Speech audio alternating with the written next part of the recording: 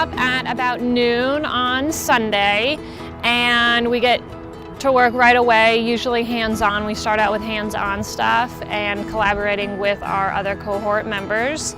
And then we usually have a little bit of a kind of lecture time reviewing what has happened in our classes leading up to lab.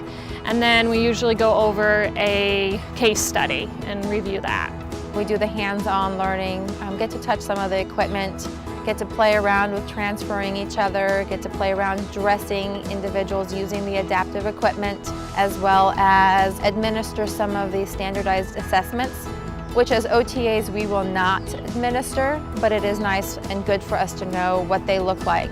Our skills lab instructor is amazing. She is very kind.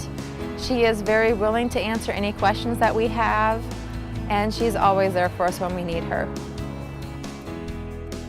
I fly out on a Saturday. I drive 3 hours up to the airport. I get on a plane. I fly roughly 2.5 hours to San Diego. Then I take a cab and spend the night Saturday night with one of the other students. Getting home, I usually leave Monday morning.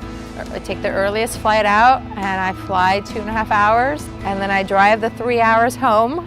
The closest airport is 3 hours away, so I usually get up around 6:30 on Saturday mornings, and I drive 3 hours to Albuquerque, New Mexico.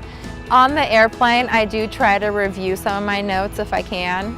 If it's been a long morning, I just take the time to rest up, because ultimately I do need that rest so I can be on point at field work, at lab, and then still have the energy to drive home and study the rest of the week.